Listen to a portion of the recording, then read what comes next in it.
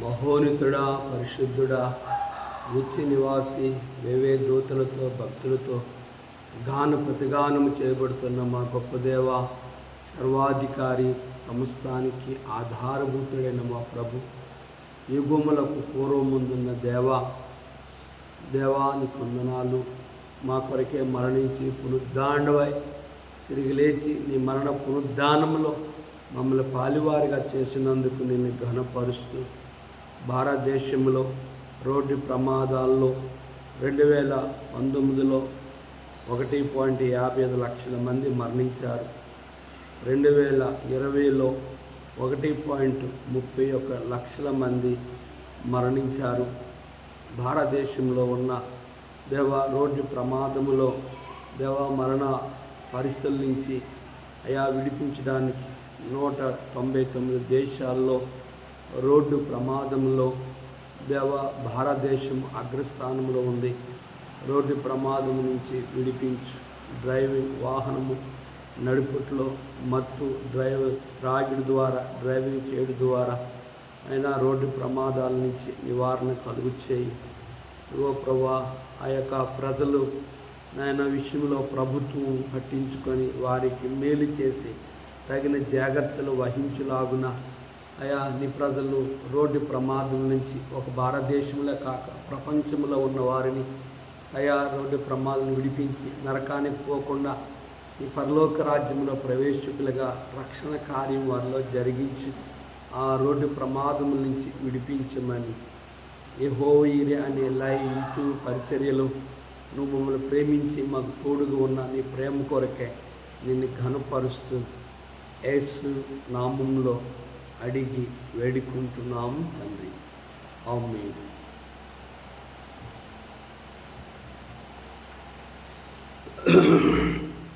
ప్రభు యేసు రమ్మనుచుండే పాపులనెల్లరినీ, ప్రభు యేసు రమ్మనుచుండే పాపులనెల్లరినీ, వచ్చిన వారికి ప్రభు యేసుండే విశ్రాంతినిచ్చెను.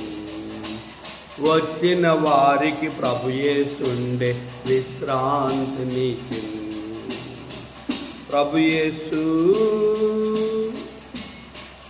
లోకములో మానవులెల్లా ఘోర పాపములు చేసి, లోకములో మానవులెల్లా ఘోర పాపములు చేసి దేవుని మహిమకు దూరమైపోయిరి.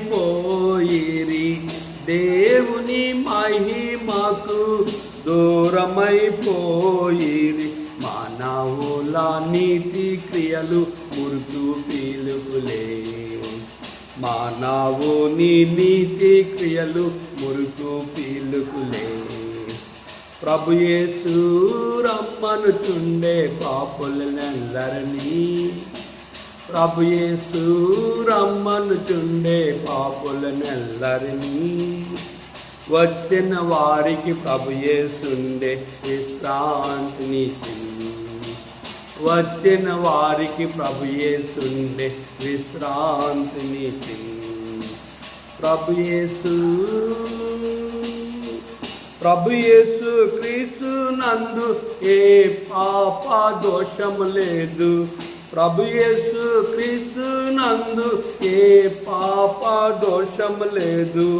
మ్రానుపై వ్రేలాడనుగా మన దోషముల కొరకై, మ్రానుపై వ్రేలాడనుగా మన దోషముల కొరకై, మరణము గెలిచి విజయమునిచ్చి నీతిగా తీసే, మరణము గెలిచి విజయమునిచ్చి నీతిగా తీసే.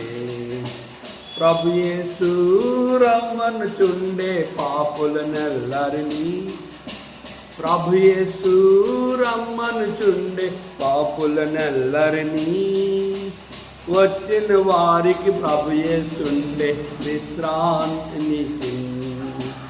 వచ్చిన వారికి ప్రభు యేసుండే విశ్రాంతినిచ్చెను. ప్రభు యేసు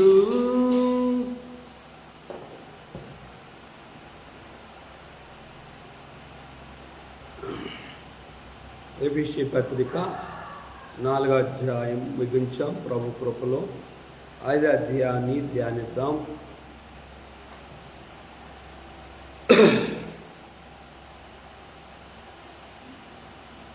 కావున మీరు ప్రియులైన పిల్లల వలె దేవుని పోలి నడుచుకోండి.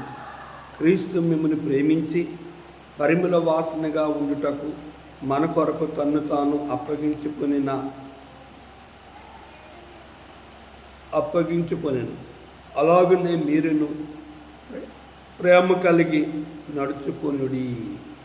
ఆ శ్రేష్ఠంబు గ్రంథములో చోట చూచిన ఆధరణయున్నది, సుఖదుఖములో వాగ్దానమున్నది.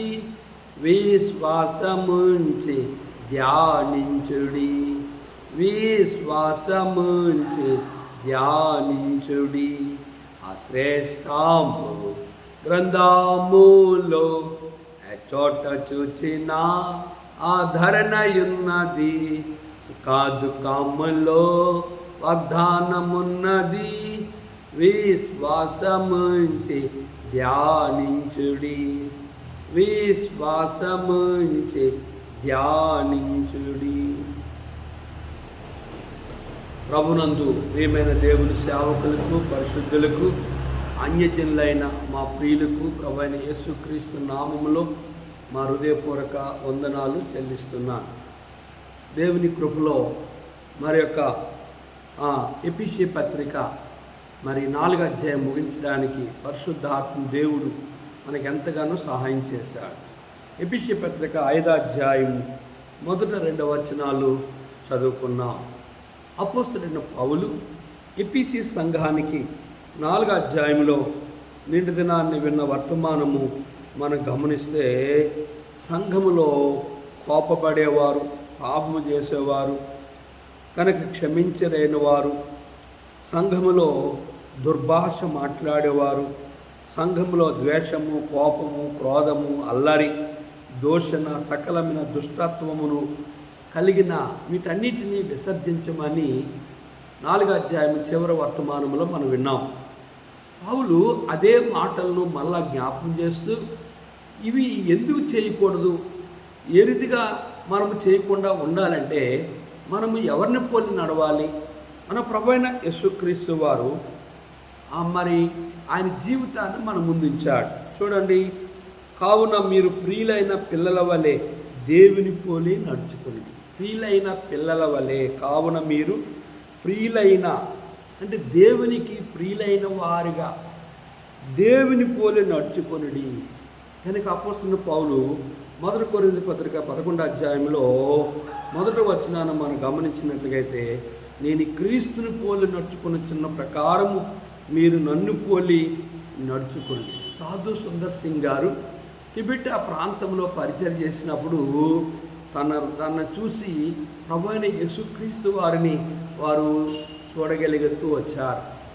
ఆయన యొక్క ప్రవర్తన, ఆయన యొక్క ప్రార్థనా జీవితము, ఆయన యొక్క దేవుని వాక్య బోధ, ఆయన ప్రేమ.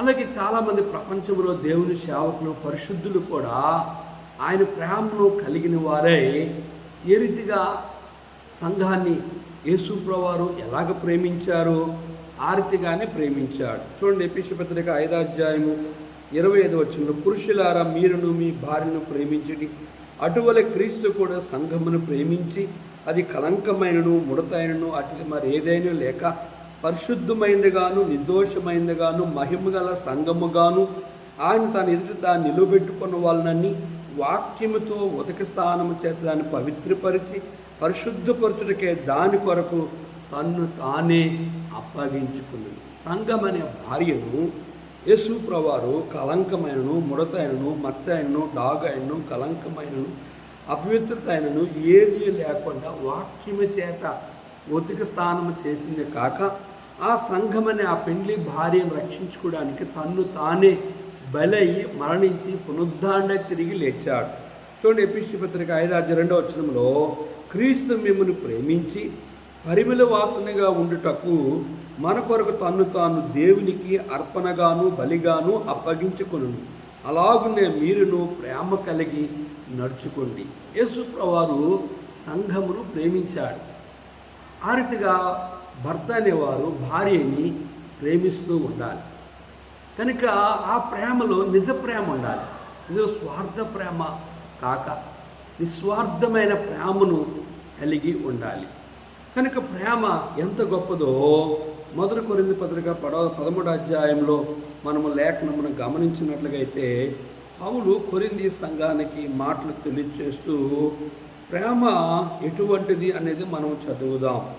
చూడండి 4వ వచనం. ప్రేమ దీర్ఘకాలం సహించను, దయ చూపించను, ప్రేమ మత్సరపడదు, ప్రేమ డంబముగా ప్రవర్తింపదు, అది ఉప్పొంగదు, అమర్యాదగా నడవదు, స్వప్రయోజనమును విచారించుకొనదు, త్వరగా కోప్పడదు, అపకారమును మనసులో ఉంచుకొనదు, దుర్నీతి విషయమే సంతోషపడక సత్యమునందు సంతోషించును, అన్నిటికీ తాళుకొనును, అన్నిటినీ నమ్మును, అన్నిటినీ నిరీక్షించును, అన్నిటినీ ఓర్చును, ప్రేమ శాస్త్రకాలముండును.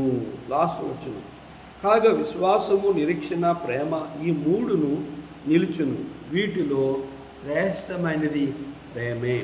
ఈ భూమి మీద ప్రేమ కలిగిన వారు ఎవరైనా ఉన్నారు, దైవత్వం కలిగిన వారు అంటే ఒక ప్రభు అయిన యేసుక్రీస్తు వారు. ఆయన దగ్గరికి వచ్చిన పాపాత్ములైన స్త్రీని రాజుని కొట్టుకొని వచ్చినప్పుడు ఆయన, నేను నీ శిక్ష విధించనమ్మా, వెళ్ళు, ఇక పాపము చేయకని ఆమెను ప్రేమించాడు.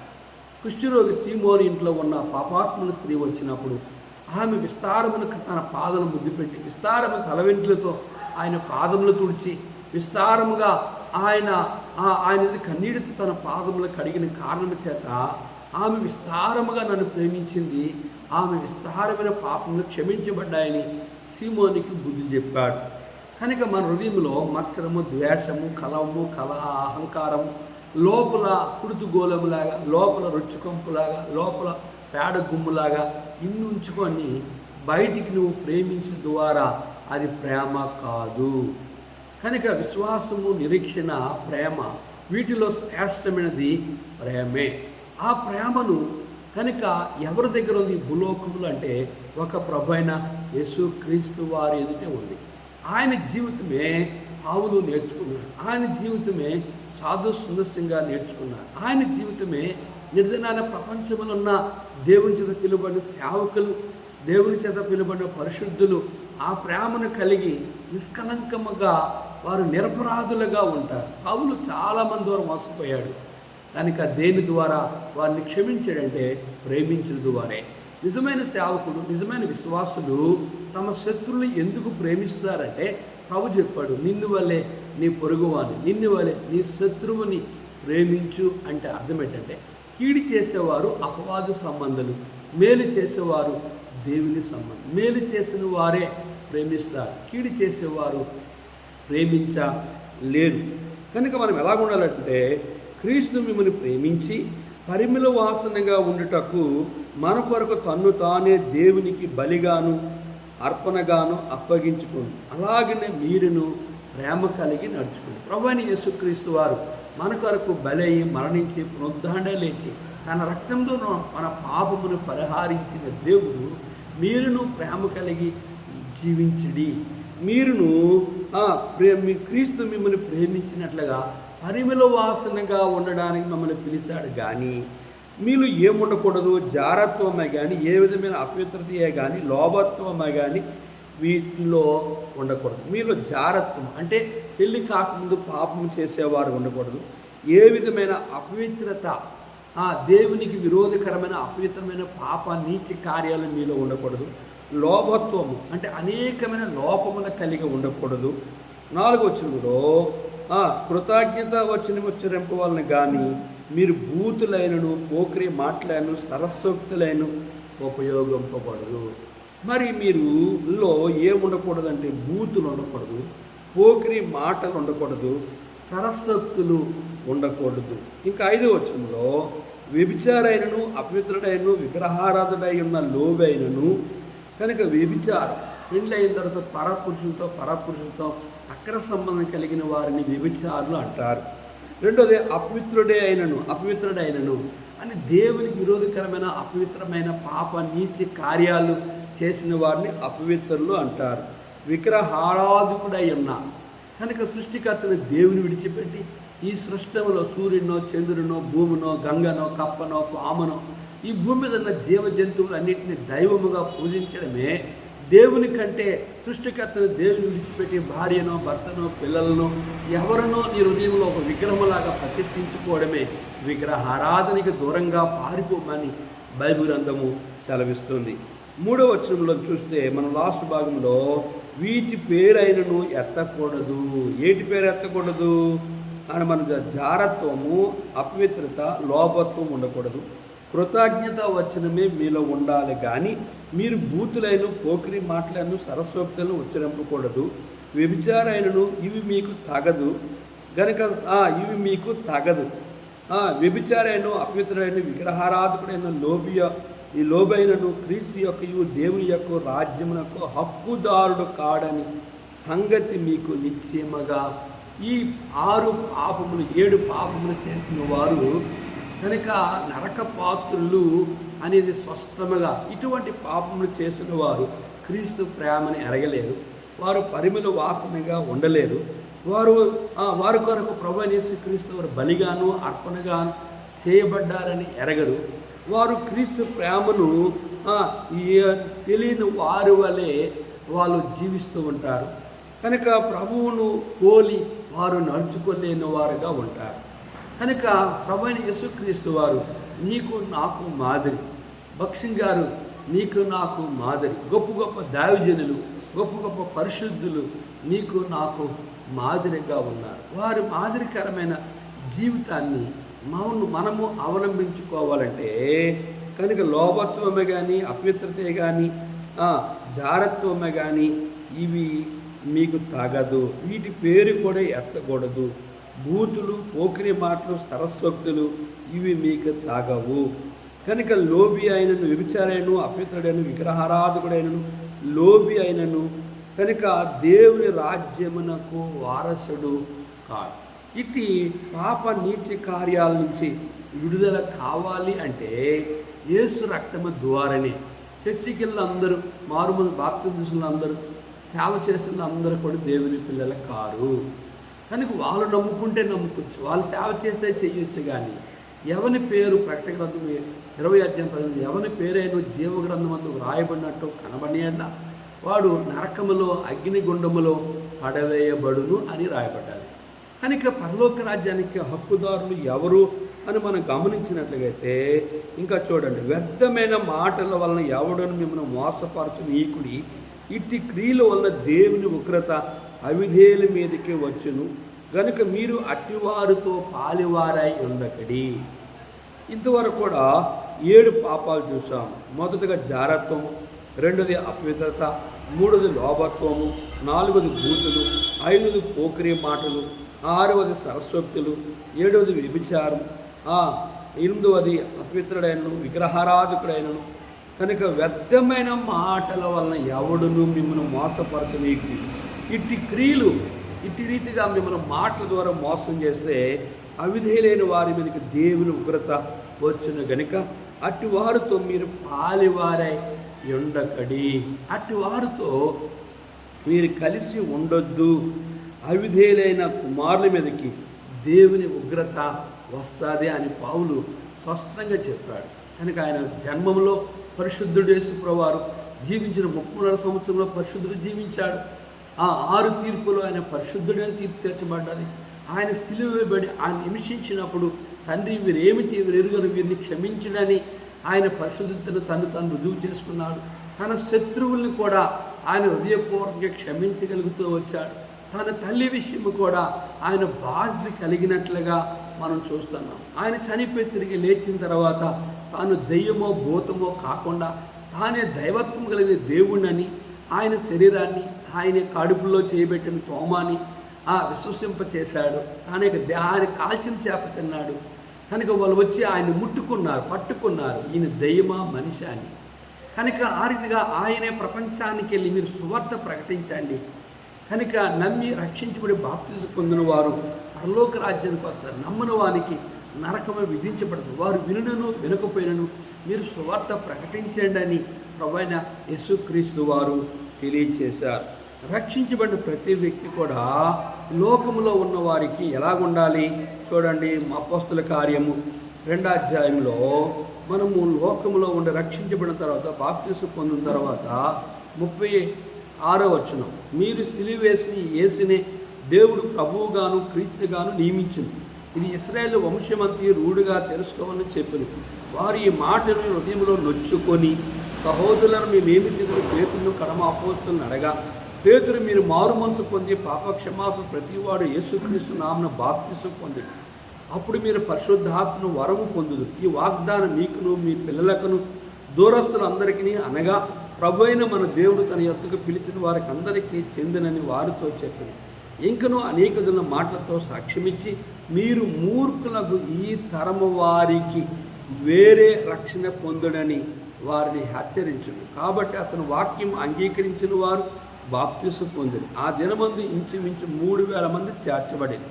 వీరు అపోస్తుల బోధ యందును సహవాసమును రొట్టె విడిచి యందును ప్రార్థన చేయటం ఎడతెగక ఉండిరి. 40వ వచనం, ఇంకను అనేక మాటలతో సాక్ష్యమిచ్చి మీరు మూర్ఖులను వంకరైన ఈ తరమ వారికి వేరే రక్షణ పొందడని వారిని హెచ్చరించను. రక్షించబడిన ప్రతి వ్యక్తి కూడా ఇటువంటి పాపములు చేసిన వారికి దూరముగా ఉండాలి.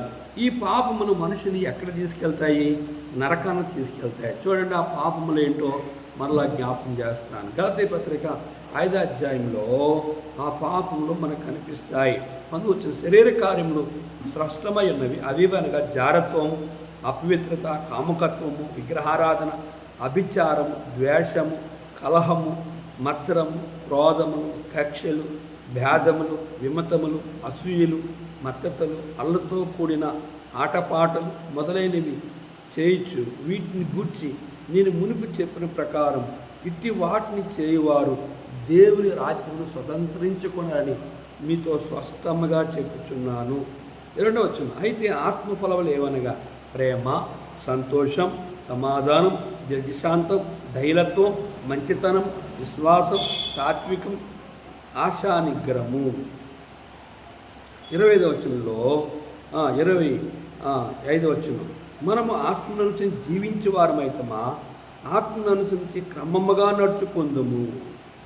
మనము ఆత్మానుసరమైతే ఆత్మను అనుసరించి జీవించదము, క్రమముగా జీవిస్తాం. ఆయన నామమునకు మహిమ తెచ్చేవారుగా మనము ఉండాలి. కానీ వారు వ్యర్థమైన మాటల వలన ఎవడును మిమ్మల్ని మోసపరచనీయకుడి. ప్రకటన గ్రంథం మన మత్తయి 24వ అధ్యాయంలో చూస్తే యేసు ప్రభువు రాకడ దినాల్లో కూడా మనల్ని మోసం చేసేవారు వస్తారని వాక్యం సెలవిస్తుంది. చూడండి, 4వ వచనం, యేసు వారి తిట్లను ఎవడును మిమ్మల్ని మోసపరచకుండా చూచుకొనటి అనేకులు నా పేరట వచ్చి నేనే క్రీస్తునని చెప్పి పలువురిని మోసపరచెదరు. ఇంకా మనం చూస్తే అదే విషయాన్ని 10వ వచనం, అనేకులు అభ్యంతరపడి ఒకరినొకడు అప్పగించి ఒకరినొకడు ద్వేషించరు. అనేకులను అబద్ధ ప్రవక్తలు వచ్చి పలువురిని మోసపరచెదరు. ఇంకా చూసినట్లుగైతే చూడండి, 23వ వచనంలో ఇంకా చదువుదాం. ఆ కాలమందు ఎవడైనా క్రీస్తు ఎక్కడ ఉన్నాడు అక్కడ ఉన్నాడు అని చెప్పిన ఎలా నమ్ముకుడి. అబద్ధపు క్రీస్తులను అబద్ధ ప్రవక్తలు వచ్చి సాధ్యమైతే ఏర్పరచబడిన వారిని సహితం మోసపరచుటకై గొప్ప సూచిక్రియలను మహత్కార్యములను కనపరచుదురు. ఇదిగో ముందుగా నేను మీతో చెప్పి ఉన్నాను. కాబట్టి ఎవరైనా ఇదిగో అరణ్యములో ఉన్నాడని మీతో చెప్పినను వెళ్ళకుడి, ఇదిగో లోపల గదిలో ఉన్నాడని చెప్పినను నమ్మకుడి. మెరుపు తూర్పును పుట్టి పడమటి వరకు ఎలా కనబడునో అలాగే మనుష్య కుమారు రాకడయు నుండును. పీనుగు ఎక్కడ ఉన్నదో అక్కడ గద్దలు పోగవు. మాటల చేత కూడా మనల్ని మోసం చేసేవారు ఉంటారని, కడవరికి యేసు ప్రభువు రాకడ దినాలు కూడా నేనే క్రీస్తునని చెప్పేవారు కూడా, నేనే నిజమైన సేవకుడిని, నేనే ప్రవక్తనని చెప్పేవారు కూడా మనల్ని మోసం చేసేవారు వస్తారు అని వాక్యం సెలవిస్తుంది. చూడండి, కొలస్సీ పత్రిక 2వ అధ్యాయం 3వ అధ్యాయంలో కూడా చూడండి, ఈ మాట మనం చదువుదాం. ఎవడైనను 10వ వచనం, ఎవడైనను తనకు హాని చేసిన ఒకరినొకడు అనుకునే యెడల ఒకరినొకడు సహించు, ఒకరినొకడు క్షమించుడి. ప్రభువు మిమ్మల్ని క్షమించులాగిన మీరును క్షమించుడి. కనుక మనము మన శత్రువుల్ని క్షమించి మనల్ని మోసం చేసే వారిని క్షమించి మనం ప్రార్థన చేయాలి. ఎందుకు అంటే చూడండి 12వ వచనం, కాగా దేవుని చేత ఏర్పరచబడే వారును పరిశుద్ధులను ప్రియులైన వారికి తగినట్లుగా మీరు జాలి గల మనసును, ధైర్యత్వమును, వినయమును, సాత్వికమును, దీర్ఘశాంతమును ధరించుకొని మనం ప్రభువుని పోలి నడిచి మన శత్రువులు సహితము మనము క్షమించి వారికి మూర్ఖులైన వారికి వేరుగా ఉండాలని దేవుని వాక్యము స్పష్టంగా తెలియజేస్తుంది. చూడండి ఎఫెసీ పత్రిక 5వ అధ్యాయం 1వ వచనం మనం గమనిస్తే, కావున మీరు ప్రియులైన పిల్లల వల్లే దేవుని పోలి నడుచుకోండి. ఎవరిని పోలి నడుచుకోవాలండి? దేవుని పోలి నడుచుకోవాలి. ఒక ఆయన సారా కొట్టుకెళ్ళి తాగి చేస కింద దించాడు. వాళ్ళ కుడికి వెళ్ళి నాకు కూడా పోయాను. వెనకొచ్చారంటే నీ అడుగులో అడిగేసుకుని మొదటేరి అలాగెళ్తే వెనుకొచ్చిన వేరు అలాగే వెళ్తారు. తల్లి పుట్టెక్కితే పిల్ల గట్టెక్కుతుందట. కనుక మనము అందుకే మన రోమపత్రికలో దొంగతనం చేయొద్దు నీవు దొంగిలించుతావా, వ్యభిచరించి చెప్పు నీవు వ్యభిచరిద్దావా, విగ్రహారాధన చేయొద్దని చెప్పి నువ్వు గుళ్ళనే దోచుకుందావా అంటే వీటిని చేసి నువ్వు పాపము చేసి చెయ్యొద్దు అని చెప్పుడు ద్వారా వారి క్షమాపణ లేదు. ప్రభువైన యేసుక్రీస్తు వారు కావున మీరు ప్రియులైన పిల్లల వలె దేవుని పోలి నడుచుకొనండి. క్రీస్తు మిమ్మల్ని ప్రేమించి పరిమళ వాసనగా ఉండుటకు మన కొరకు తన్ను తానే దేవునికి అర్పణగాను బలిగాను అప్పగించుకొని అలాగని మీరును ప్రేమ కలిగినాడు. మన కొరకే యేసు ప్రభువారు ఆయన మరణించి మృతుల్లో నుండి తిరిగి 3వ దినాన్ని మృత్యుంజయుడై లేచాడు. ఓ మరణమా నీ ముల్లెక్కడ, ఓ మరణమా నీ విజయం ఎక్కడ? మరణపు ముల్లిని విరిచి దేని కొరకు ఆయన మరణించి తిరిగి లేచాడు. మన లోకములో జీవవాక్యము చేత పట్టుకొని లోకమందు జ్యోతుల వలె ఎలా ఉండమన్నాడంటే మీరు నన్ను పోలి నడుచుకోండి. పౌలేమన్నాడు? క్రీస్తుని నడుచుకున్న ప్రకారంగా మీరు నన్ను పోలి నడుచుకోండి. క్రీస్తు మనం ఎలా ఉండమన్నాడు? పరిమళ వాసనగా ఉండమన్నాడు. ప్రభువు మన కొరకు ఏమి చేశాడు? బలిగాను అర్పణగా చేయబడ్డాడు. మీరును ప్రేమ కలిగి నడుచుకోండి. క్రీస్తు ప్రేమ నిలవరముగా ఉండనీయుడి అనే పత్రికల్లో రాయబడుతుంది. ప్రేమ అంటే అర్థం ఏంటంటే క్షమించుట. ప్రేమ అంటే అర్థం ఏంటంటే కపటము, ద్వేషము, కలహము, ఆ లోపల చెడు హృదయాన్ని కలిగి బయటికి ఈ యొక్క సర్కస్లో బప్పనిగాడు నవ్వి అందరిని నవ్వించినట్లుగా యాక్షన్ చేసే ప్రేమ కలిగి ఉండకూడదు. హార్ట్ఫుల్, హృదయపూర్వకంగా మనము ఒక వ్యక్తిని మనము ప్రేమించామంటే మన హృదయంలో ఏ కల్మషమును లేని వారిని. ఓ ఎఫెసీ సంఘమా, మీరు క్రీస్తుని పోలి నడవాలి. మీరు పరిమళ వాసనగా ఉండడానికి ఆయన మమ్మల్ని ప్రేమించి తన రక్తంతో కడిగాడు. మీలో జారత్వమే కానీ, అపవిత్రమే కానీ, లోభత్వమే కానీ, వ్యభిచారమే కానీ, బూతులు కానీ, పోకిరి మాటలు కానీ, సరస్వక్తులు కానీ, అపవిత్రతే కానీ, విగ్రహారాధన కానీ ఏ లోపములు కలిగి ఉండకూడదు. మీలో వ్యర్థమైన మాటల వలన ఎవడునూ మిమ్మల్ని మోసపరచుకోకుండా జాగ్రత్తగా చూసుకోండి. ఎవడైనా ఆ రీతిగా మిమ్మల్ని మోసం చేస్తే దేవుని ఉగ్రత వాని మీదకి వస్తుంది. మీరు మాత్రము క్రీస్తుని పోలి ఆయన పరిమళ వాసనగా మీరు సాక్ష్యం కలిగి ఉండాలి అని పౌలు మీ కొరకే ఆయన మరణించి మృతులను తిరిగి లేచాడు కనుక ఆయన మరణ పునరుద్ధానంలో ప్రపంచంలో ప్రతి క్రైస్తవుడు, ప్రతి విశ్వాసి, ప్రతి సేవకుడు యోగ్యముగా బ్రతికిన వాళ్ళ ద్వారా మాత్రమే సువార్త ప్రకటించబడి, యోగ్యంగా బ్రతికిన సేవకులు, విశ్వాసుల ద్వారా మాత్రమే సువార్త ప్రబలుతుంది. అవిధేలుగున్న క్రైస్తువులు బట్టి, అవిధేలుగున్న విశ్వాసులు బట్టి, అవిధేలుగున్న సేవకులు బట్టి, మిమ్మును బట్టి రోమా 2:24 మిమ్మును బట్టే కదా నా నామము అన్యజనుల మధ్య దూషింపబడుతుంది. కనుక ఆయన నామము దూషింప చేసే వారంగా కాకుండా ఆయన నమ్ముకుని చెప్పుకొని ఇటువంటి పాపములు కలిగి ఉండిన వారందరూ కూడా అగ్ని ఆరదు, పురుగు చావదు. కనుక ప్రభువైన యేసుక్రీస్తు వారు మన కొరకే మరణించి తిరిగి లేచాడు. ఆయన మరణ పునరుద్ధానంలో మనం పాలివారమై ఉండి మనం క్రీస్తుని పోలి, పౌని పోలి, మన పితరులను పోలి, మన వెనుకొచ్చిన వారు మనల్ని పోలి నడుచుకోవాలి అంటే మనము వాళ్ళకి మాదిరిగా ఉండాలి. కనుక ఆ రీతిగా యేసుప్రభువారు తన సంఘములో మచ్చ, డాగు, కలంక, ముడత అటు మరి ఏదేనే లేక పరిశుద్ధమైంది గాను, నిర్దోషమైంది గాను, మహిమగల సంఘముగా వాక్యము చేత ఉతికి స్నానము చేసి తన రక్తము చేత తన సంఘమును కడిగి పెండ్లి కుమార్తెగా సిద్ధపరుస్తూ ఉన్నాడు సంఘ వధువును. ఆయన పెండ్లి కుమారుడు రాబోతున్నాడు. సంఘ వధువు మధ్యాకాశంలో ఆయన కలుసుకోబోతుంది. ఆ మధ్యాకాశంలో సంఘ వధువుని ఆయన వాము చేసుకోబోతున్నాడు. చూడండి, ప్రకటన గ్రంథము 19వ అధ్యాయము 7వ వచనములో, అప్పుడు గొప్ప జనసమూహ శబ్దమును, విస్తారమైన జలముల శబ్దమును, బలమైన ఉరుముల శబ్దమును పోలిన ఒక స్వరము, సర్వాధికారియు ప్రభువునకు మన దేవుడు ఏలుచున్నాడు, ఆయన స్తుతించుడి, గొర్రెపిల్ల వివాహ సమయం వచ్చినది, ఆయన భార్య తన్ను తాను సిద్ధపరచుకునింది కనుక మనం సంతోషపడి ఉత్సాహించి ఆయన మహిమపరిచితమని చెప్పగా వింటిని. మరియు ఆమె ధరించుకుంటూ ప్రకాశములను నిర్మములైన సన్నపు నార బట్టలు ఆమెకి ఇయ్యబడు, అవి పరిశుద్ధుల నీతి క్రియలు. మరియు అతడు నాతో ఇలాగ చెప్పాను, గొర్రెపిల్ల పెండ్లి విందుకు పిలువబడిన వారు ధన్యులని వ్రాయము. మరియు ఈ మాటలు దేవుని యథార్థమైన మాటలని నాతో చెప్పాను. అందుకు నేను అతను నమస్కారము చేటుకే అతని పాదములను సాగిలిపడగా, అతడు వద్దు సుమి, నేను నీతోను యేసుని గురించి సాక్ష్యం చెప్పు, నీ సహోదరులతో సహదాసుడును, దేవునికి నమస్కారము చేయము, యేసుని గురించిన సాక్ష్యము ప్రవచనాసారమని నాతో చెప్పాను, ప్రవచన ఆత్మని నాతో చెప్పాను. చూసారా, గొర్రెపిల్ల పెండ్లి విందు, గొర్రెపిల్ల వార్త సముచున్నది, ఆయన భార్య తను తాను సిద్ధపరచుకున్నది కనుక ఆయన భార్య ఎట్లా ఉందని చూస్తే, గొర్రెపిల్ల పెండ్లి విందు పిలువబడి వారు ధన్యులు అని రాయబడుతూ, ఆమె ధరించుకుని ప్రకాశమును నిర్మలైన సన్నపు నార బట్టలు ఆమెకి ఇవ్వబడు, అవే పరిశుద్ధుల నీతి క్రియలు. మన దేవుడు పరిశుద్ధుడు కనుక మనము పరిశుద్ధముగా ఉన్నప్పుడే, ఆయన జీవ గ్రంథం మన చేత పట్టుకున్నప్పుడే కనుక మనం పరిమళ వాసనగా ఉన్నప్పుడు, మనం ప్రేమ కలిగి ఉన్నప్పుడు, ఆయన పోలి మనం నడుచుకున్నప్పుడు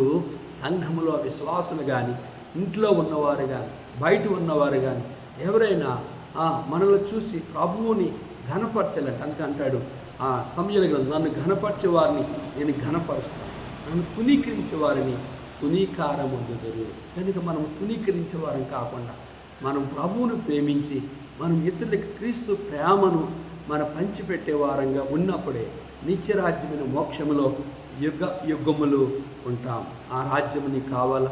నరకము తప్పించుకోవడానికి ఇదే నిఖిల అనుకూల సమయం. నువ్వు ఉన్న స్థలంలో యేసుప్రభువా, నేను కూడా పాపిని, నీ రక్తములో నా పాపములన్నీ క్షమించి నా కొరకు బలిగాను అర్పణగాను చేయబడ్డావు, నా కొరకే నువ్వు బలి అయిపోయి నీ ప్రేమను నా ఎడల చూపి, నా కొరకే దేవా నువ్వు పునరుద్ధరణ కడిగి లేచావు, నీ రక్తములను కడిగి నన్ను కూడా నరకం విడిపించి నీ రాజ్యము నాకు కావాలని నువ్వు కోరితే ఆయన నిన్ను కూడా ఆ నిత్యరాజ్యమును మోక్షానికి ఆహ్వానిస్తున్నాడు. ప్రార్థిస్తాను. సర్వాధికారి కొన్ని మాటలు మా ప్రియులు అన్నారు, వారి జ్ఞానముతో వారికి మాటలు అర్థము కాదు. ఈ ఏర్పాట్లు ఉన్న వారిని నీ రక్తములో కడుగు. నామకార్థ క్రైస్తవులుగా, నీకు విరోధకరమైన విశ్వాసులుగా, నీకు విరోధకరమైన సేవకులుగా ఉండి నీ నామమునకు అవమానకరంగా జీవించిన వారిని క్షమించు. నీ ఉగ్రత అవిధేయుల వారి మీదకి రాకమునిపే దేవా వారి జీవితంలో నిజమైన మారు మనసు రక్షణ దాయిచ్చి నీ చేత ఏర్పరచబడిన పరిశుద్ధులు, నీ చేత ఏర్పరచబడిన నమ్మకమైన సేవకులు నీ రాజ్యం కొరకే సిద్ధపరచమని యేసు నామములో అడిగి వేడుకుంటున్నాము తండ్రి. ఆమేన్. మన పరమ తండ్రి దేవుని ప్రేమ, కుమారుడైన యేసుక్రీస్తు వారి కృప, పరిశుద్ధాత్మిక అన్య సహవాసం, తను ప్రేమించు వారికి యెహోవా ఈరే అనే యూట్యూబ్ పరిచయను ప్రతి బిడ్డకును తోడుండి ఆశీర్వదించునుగాక. ఆమేన్. ప్రభు యేసు రమ్మనుచుండే పాపులనెల్లరినీ, ప్రభు యేసు రమ్మనుచుండే పాపులనెల్లరినీ, వచ్చిన వారికి ప్రభు యేసుండే విశ్రాంతినిచ్చిన్, వచ్చిన వారికి ప్రభు యేసుండే విశ్రాంతినిచ్చిన్. ప్రభు యేసు అందరికీ ప్రైజ్.